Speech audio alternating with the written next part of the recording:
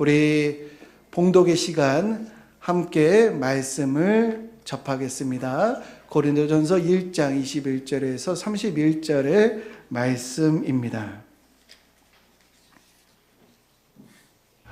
하나님의 지혜에 있어서는 이 세상이 자기 지혜로 하나님을 알지 못하므로 하나님께서 전도에 미련한 것으로 믿는 자들을 구원하시기를 기뻐하셨도다.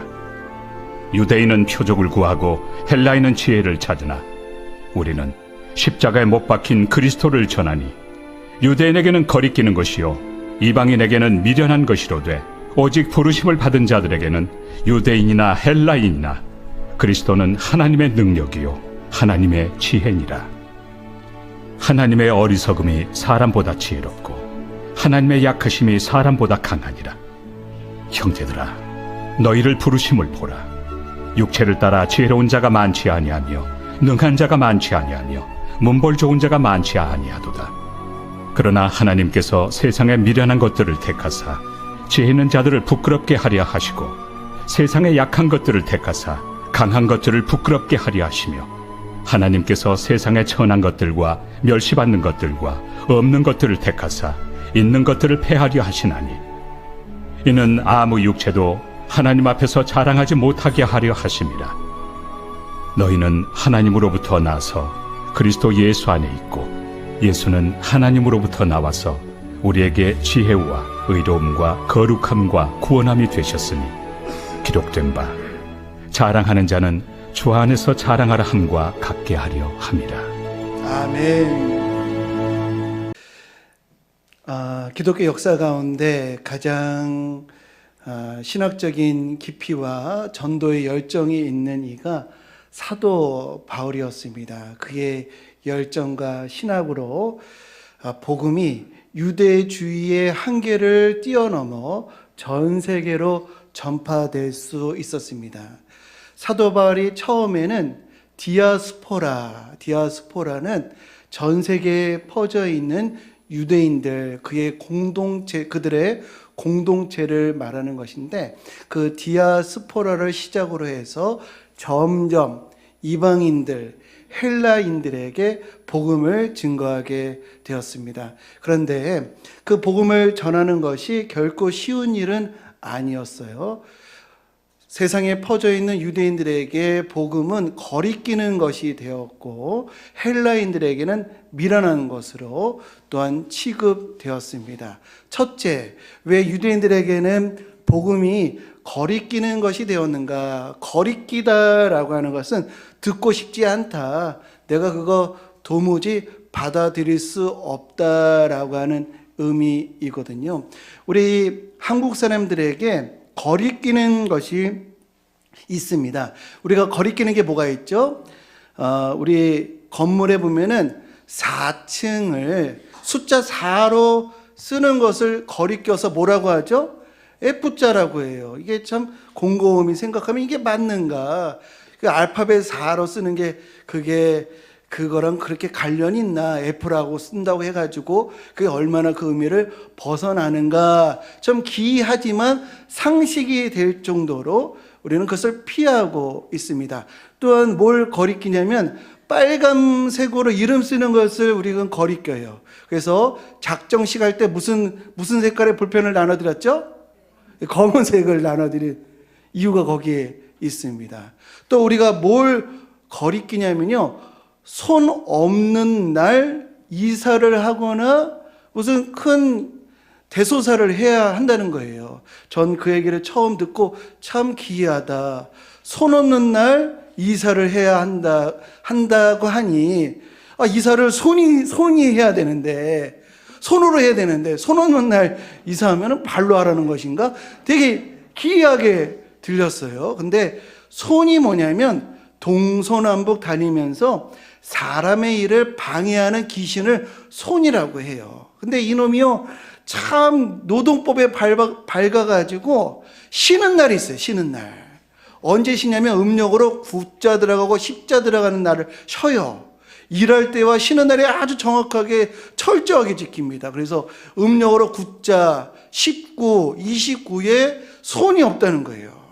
그래서 손 없는 날 이사를 간다고 하는 그런 참 기이한 미신적인 얘기를 우리가 듣고 이렇게 또 그거에 맞춰가지고 거리끼는 것에 맞춰가지고 또 이렇게 이사가고 집의 일들을 하는 경우가 있더라고요.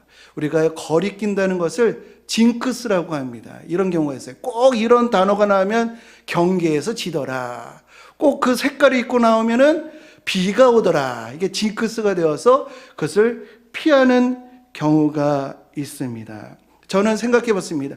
저에 대해서 한번 생각을 해봤어요. 나는 거리끼는 것이 뭔가 생각을 해보니까 저는 거리끼는 것이 없는 원만한 삶을 살고 있다고 하는 결론에 도달했습니다. 예, 저는 거리끼는 게 별로 없더라고요. 근데 한 가지 거리끼는 게 있는데 계란 후라이에다가 소금 치는 것을 거리낍니다. 뭐 거리끼다는 것보다는 싫어하거든요. 근데 아내가요 한동안 제 계란 후라이에다가 소금을 치는 거예요. 왜 치나 했더니 소화가 잘 된대요.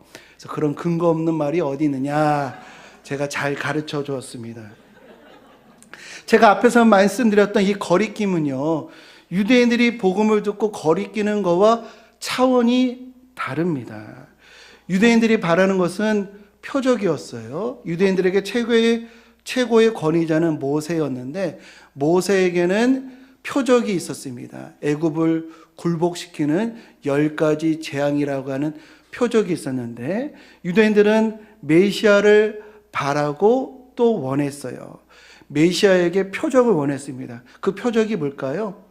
로마의 압제에서 벗어나는, 로마를 굴복시키는 표적을 구했습니다. 그런데 복음의 내용이 뭐예요?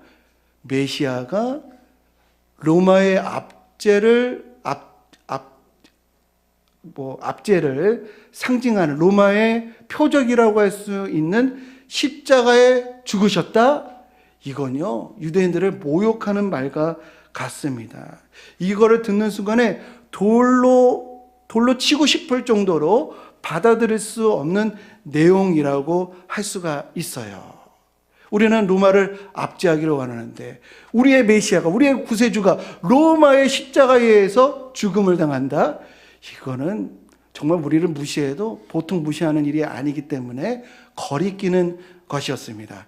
더군다나 사도들이 이렇게 전했어요. 너희는 그 은혜에 의하여 믿음으로 말미암아 구원을 받았으니 행위가 아니라 믿음으로 구원을 받는다. 유대인들은요 율법에 대해서 정말 철저한 사람들이었습니다.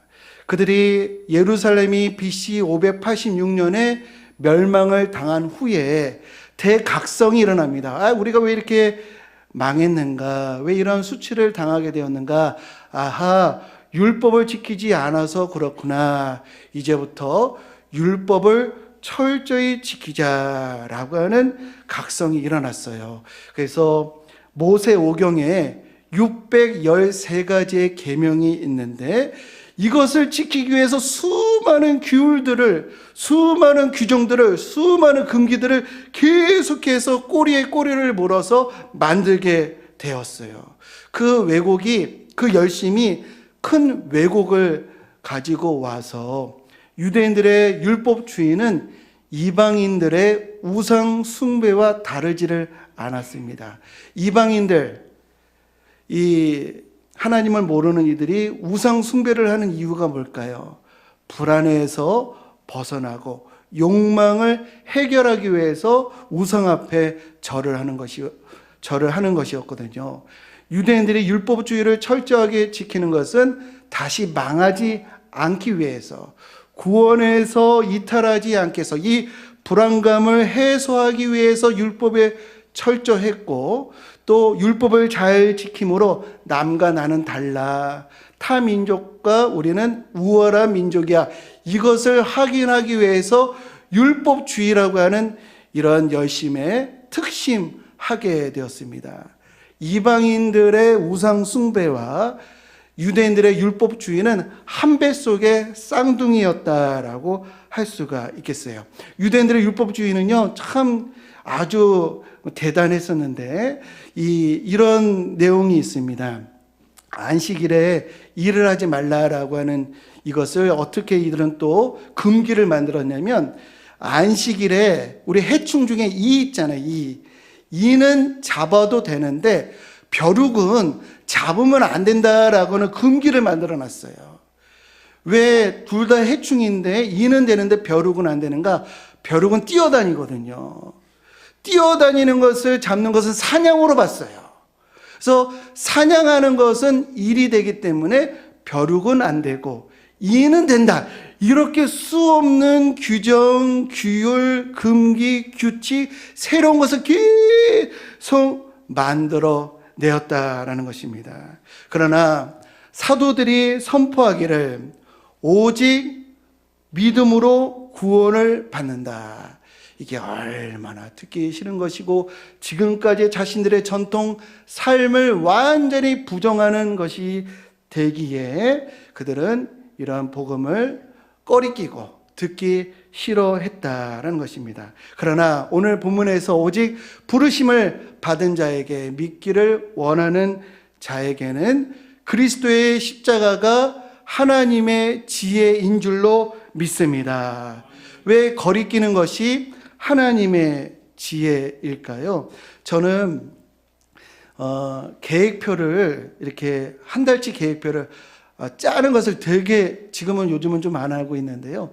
그 계획표를 짜는 것을 너무 즐거워했습니다. 왜냐면은 계획표를 짜면요, 한 달 후에 변화되어 있을 나, 이것을 다 내가 이뤘을 때 발전되어 있을 나를 생각을 하니까 너무 계획표를 짜는 게 즐거운 거예요. 그런데 이 계획표를요, 한 2, 3일마다 또 짜고 있어요, 제가.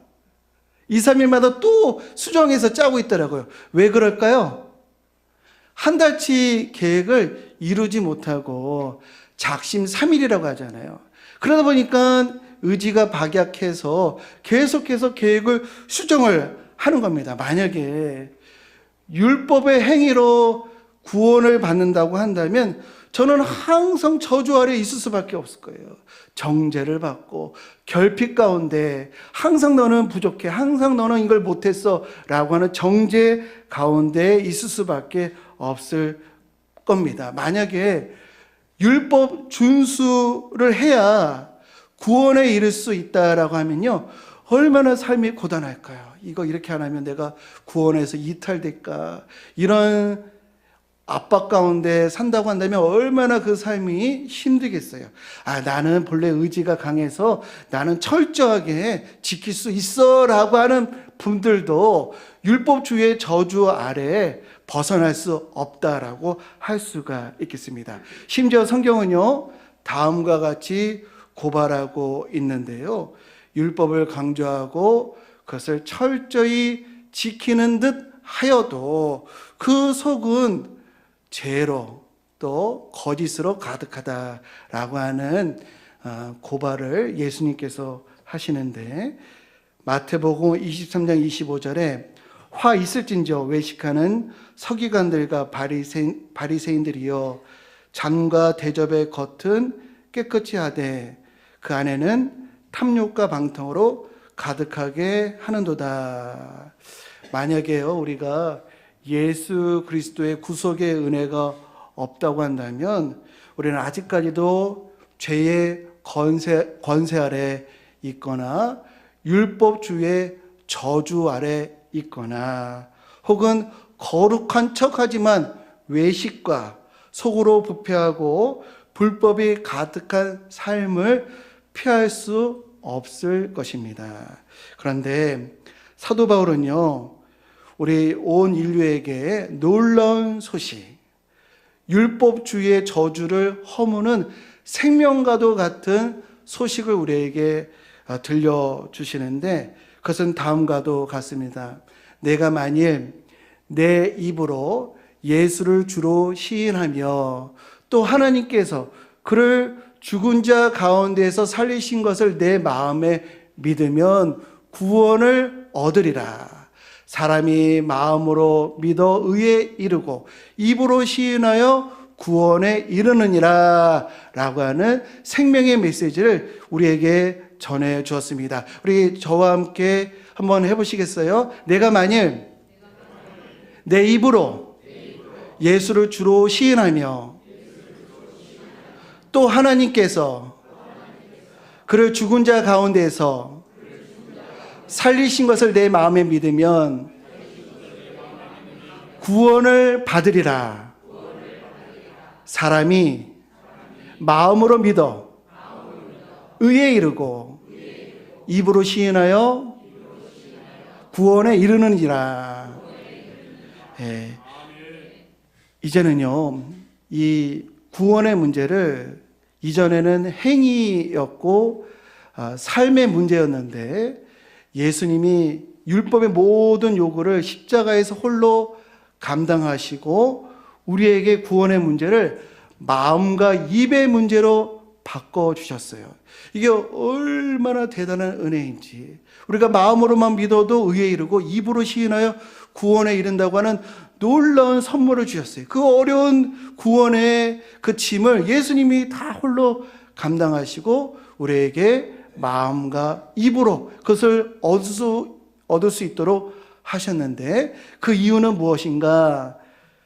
베드로후서 3장 9절 말씀에 아무도 멸망하지 않고 다 회개하기에 이르기를 원하셔서 모두가 다 구원받을 수 있도록 구원을 마음과 입의 문제로 이것을 하는 것으로 마음으로 먹고 입으로 시인하여 구원해 주시겠다고 하는 하나님의 약속이 십자가의 성량으로 말미암아 우리에게 선물로 주어졌다는 것을 믿으시기를 주님의 이름으로 축복합니다. 우리가 십자가의 은혜로 인하여서 율법주의 저주에서 벗어나고 또 누구든지 주의 이름을 부르면 구원을 받고 예수를 영접하면 하나님의 자녀가 되는 권세를 갖게 되었습니다. 이를 갈라디아서 4장 5절에서 이렇게 말씀하시는데요.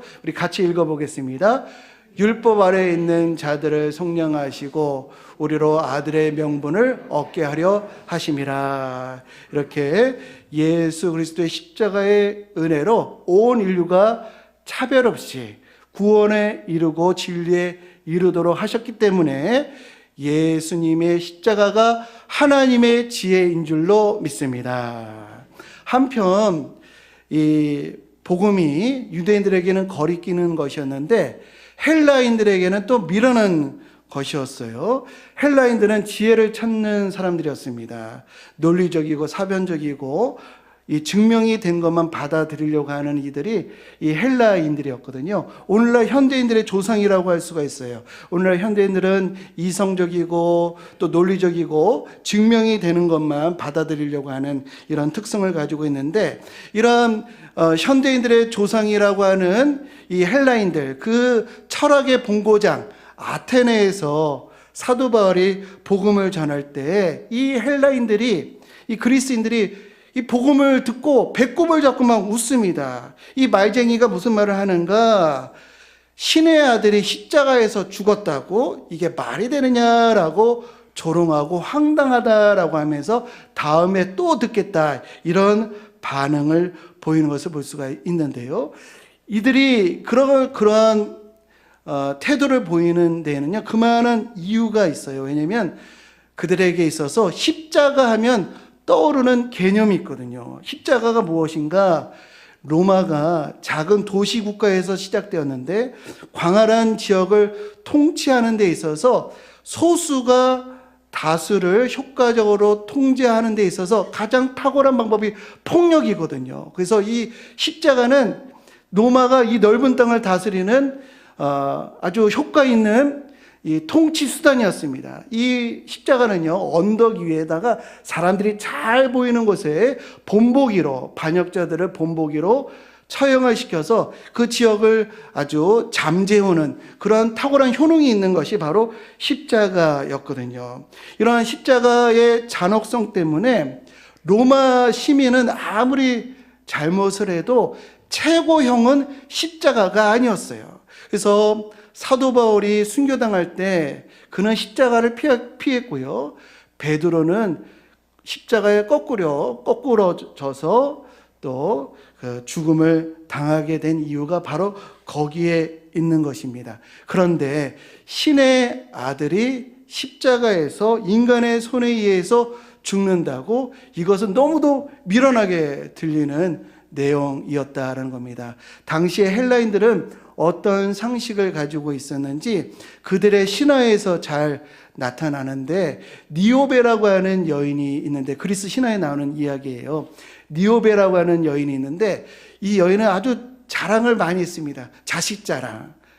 내게 7명의 아들과 7명의 딸이 있는데, 우리 자식들은 그리스의 어떤 여신보다도 훌륭한 아들딸이다. 나는 그런 훌륭한 아들딸을 낳은 어머니이다라고 자아자찬을 했어요. 뭐 동네방네 다니면서 나는 신보다도 여신보다도 더 훌륭한 자식들을 가지고 있어.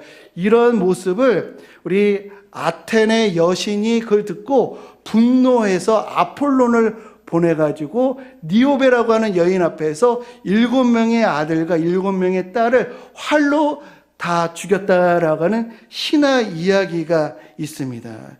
이것은 뭘 의미하냐면, 신 앞에 머리를 들면 신의 심기를 불편하게 하면 저주를 받는다라고 하는 사고가 담겨져 있는 이야기라고 할 수가 있겠어요. 그런데 하나님의 아들이 십자가에서 온갖 조롱과 수치를 당한 후에 도살당할 양처럼 십자가에서 죽었다? 이건 당시 헬라인들에게 도무지 받아들일 수 없는 상식에 너무 어긋나는 내용이라고 하겠습니다. 이것은 오늘날도 마찬가지입니다. 십자가에 달리신 하나님이라고 하는 것을 우리가 고백하는데요. 이것을 우리가 정말 성령의 도우심으로 이것을 우리가 믿게 되는 것이, 이해가 되는 것이지, 이것처럼 모순되는 것이 없거든요. 한 번은 제가 세가족 교육을 했는데, 세가족이 저의 이 십자가에 대한 설명을 듣고, 아까 그 그림을 이렇게 물끄러미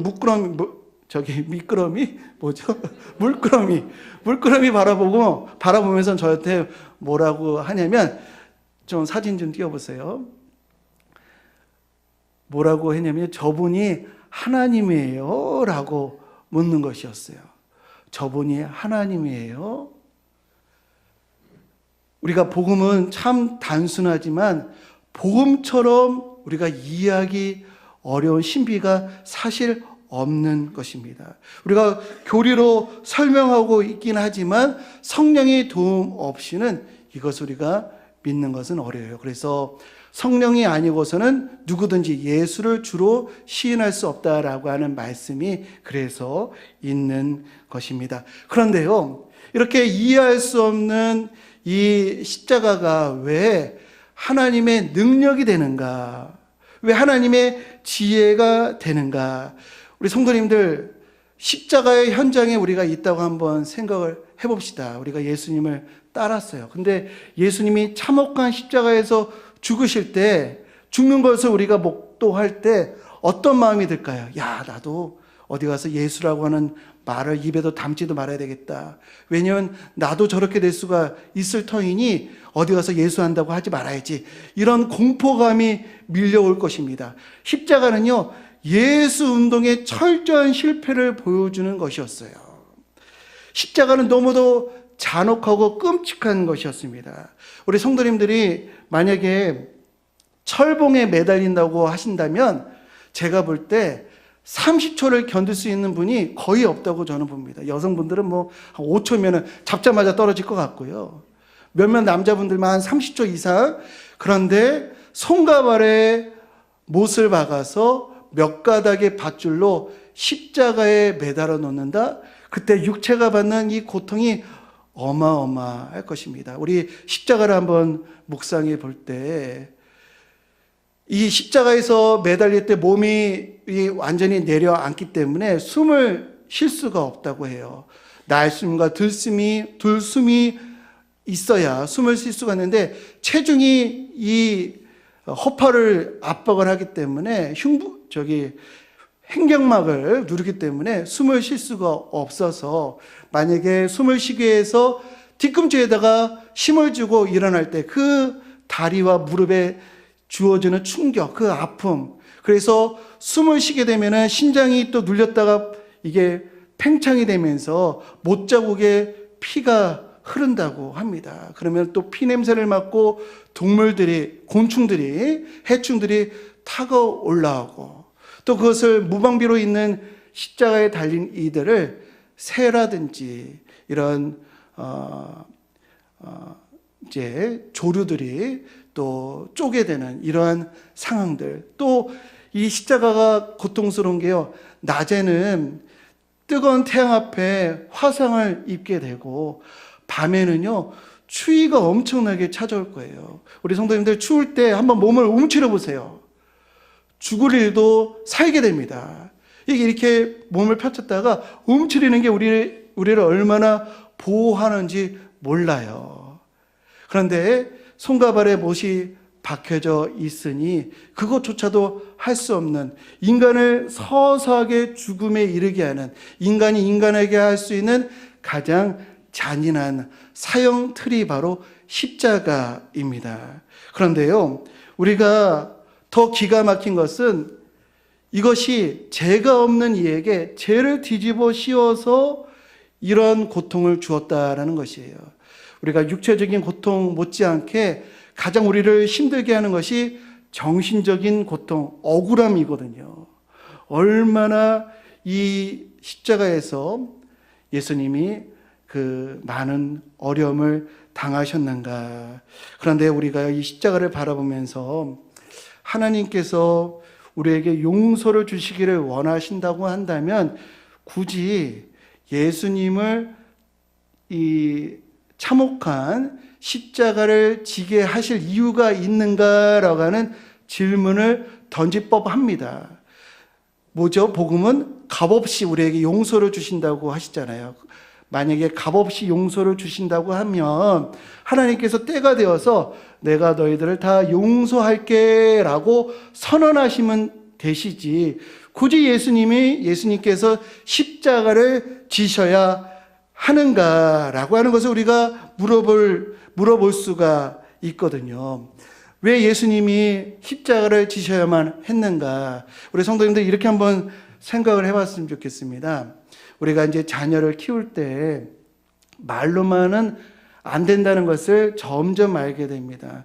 우리 자녀들에게 공부해라라고 하는 것이 말로만은 안 되고 부모도 뭔가 공부하는 태도를 가져야 자녀들도 따라온다는 것, 또 자녀들에게 뭐 도덕적으로 살라라고 하는 것이 말로만은 아니고 부모가 뭐 교통 법규를 잘 지키거나 쓰레기도 함부로 버리지 않거나 이런 것들이 선행이 되어야 자식들도 따라온다는 것을 잘 알아요.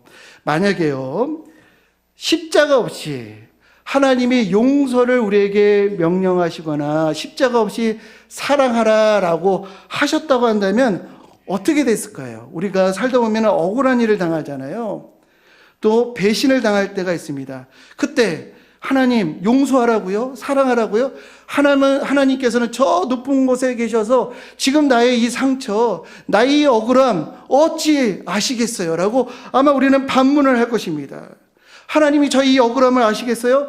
우리 가족이 희생 당했다고요. 제가 근거 없는 말로 이렇게 억울함을 당하고 있는데 내가 선의를 베풀었던 그 이가 나를 배신해서 나의 삶이 갈기갈기 찢겼는데 하나님이 나의 이런 아픔, 나의 이런 상처, 나의 억울함 아시겠어요? 라고 하면 우리는 하나님께 이렇게 하소연을 할 것입니다.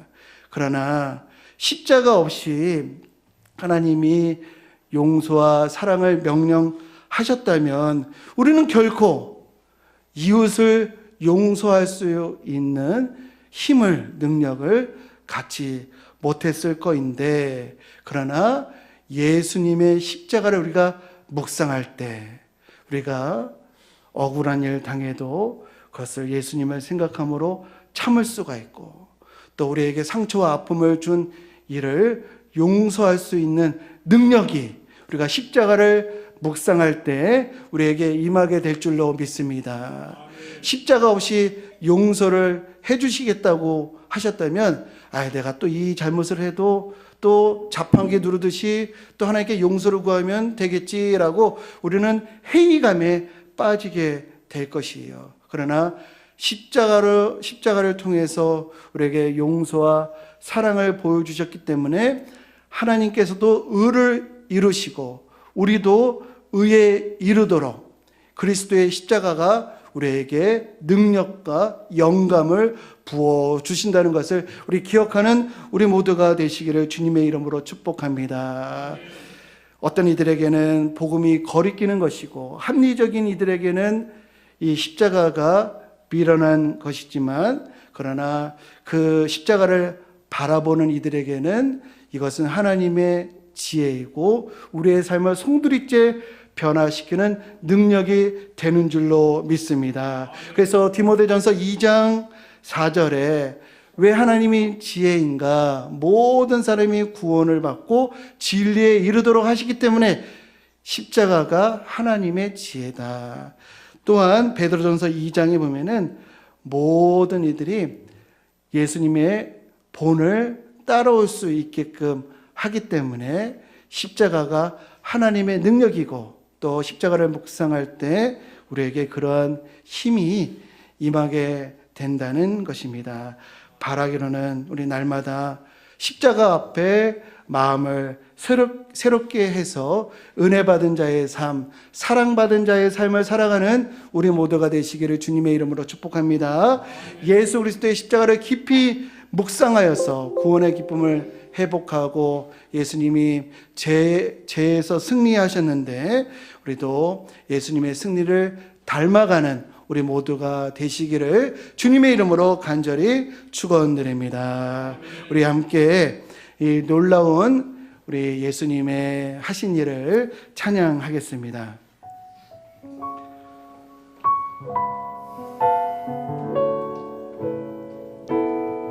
아름답고 놀라운 주 예수,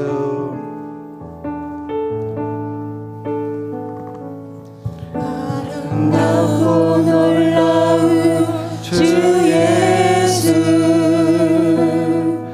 말로 할 수 없네. 그 측량할 수 없는 위엄, 주님과 같은 분 없네. 한없는 그 지혜와 사랑, 그 누구도 다 할 수 없네. 아름답고 놀라운 주 예수, 아름답고 놀라운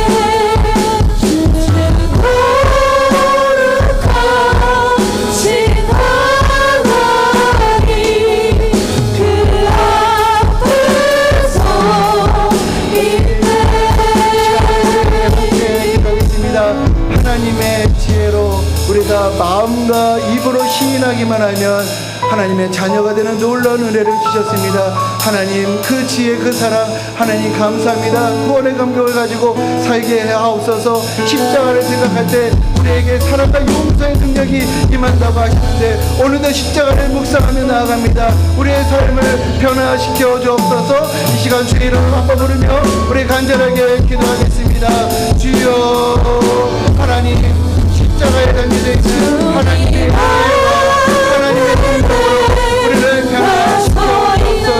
하나님 오늘도 주님의 말씀 앞에 감사합니다. 세상은 십자가가 어리석다고 말하고 일어나다 말하지만 우리는 십자가에서 하나님의 능력과 지혜를 봅니다.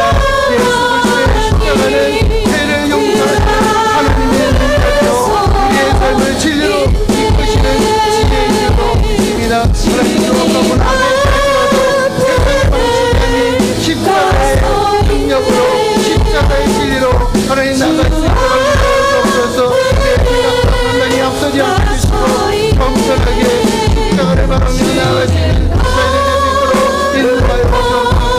그분의 은혜 안에 예수 그리스도의 은혜 안에 머물면서 하나님의 능력을 드러내고 하나님의 지혜를 증거하는 도구 될 수 있도록 인도하여 주옵소서.